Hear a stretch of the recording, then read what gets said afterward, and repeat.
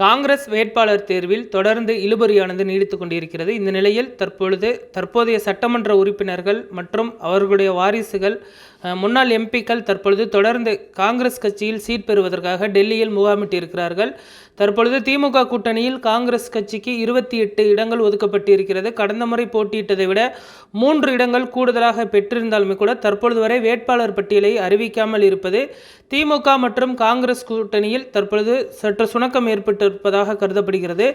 இதில் திமுக தன்னுடைய வேட்பாளர்களை அறிவித்து தற்பொழுது திமுக தலைவர் மு க ஸ்டாலின் அவர்கள் பிரச்சாரத்தையே தொடங்கியிருக்கக்கூடிய நிலையில் ஒரு சில தொகுதிகளில் காங்கிரஸ் கட்சியின் வேட்பாளர்களை அறிவிக்காமல் தற்பொழுது அவர் பிரச்சாரம் செய்து வருவதும் குறிப்பிடத்தக்கது. இன்று காலை ஈரோடு கிழக்கில் போட்டியிடக்கூடிய வேட்பாளர் பெயரை குறிப்பிடாமல் இன்று இரவிற்குள் ராகுல் காந்தி அவர்கள் வேட்பாளரை அறிவித்து விடுவார் என்றும் தற்பொழுது அவர் தெரிவித்துவிட்டு பிரச்சாரம் மேற்கொண்டது குறிப்பிடத்தக்கது.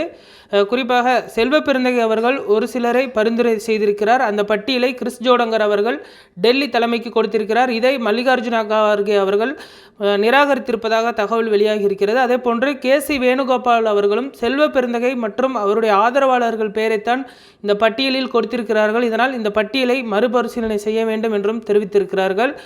நாங்குநேரி தொகுதியை மீண்டும் ரூபி மனோகரன் அவர்கள் கேட்கிறார். ஆனால் அங்கு காமராஜ் போட்டியிட விரும்புகிறார். அதே போன்று கிளியூரில் பார்த்தோம்னால் ராஜேஷ்குமார், அதே போன்று விளவங்கோடில் கத்பட் உள்ளிட்டவர்கள் போட்டியிட விரும்புகிறார்கள். ஒரு சில தொகுதிகளில் ஏற்கனவே வெற்றி பெற்று தற்பொழுது சட்டமன்ற உறுப்பினர்களாக இருப்பவர்கள் போட்டியிட விருப்பம் தெரிவித்திருக்கிறார்கள். ஸ்ரீவைகுண்டம் தொகுதியை எடுத்துக்கொண்டோமேனால் ஊர்வசி அமிர்தராஜ் அவர்கள் போட்டியிட்டு வெற்றி பெற்ற ஒரு தொகுதி.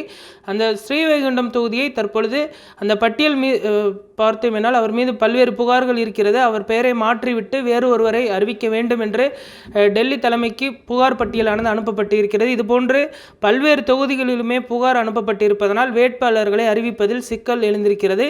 2 முறை கூட்டம் ஒத்திவைக்கப்பட்டிருக்கிறது. இன்று 3வது முறை கூட்டம் நடைபெறும் என்று தெரிவிக்கப்பட்டிருந்த நிலையில் 3வது முறையாகவும் கூட்டம் ஒத்திப்போகும் என தகவல் வெளியாகி இருக்கிறது. வரக்கூடிய 4 அல்லது 5ஆம் தேதி இரவில்தான் பட்டியல் வெளியாகும் என்றும் 6ஆம் தேதியான கடைசி நாள் வேட்பாளர்கள் தங்களுடைய வேட்புமனுக்களை தாக்கல் செய்வார்கள் என்றும் தகவல் வெளியாகி இருக்கிறது. தேர்தலுக்கு 15 நாட்களுக்கு முன்பு வேட்பாளர்களை அறிவித்தால் எப்படி பிரச்சாரம் செய்ய முடியும், அவர்கள் எப்படி மக்களை சந்திக்க முடியும் என்றும் காங்கிரஸ் கட்சியின் தொண்டர்கள் குமுறலை வெளிப்படுத்தியிருக்கிறார்கள்.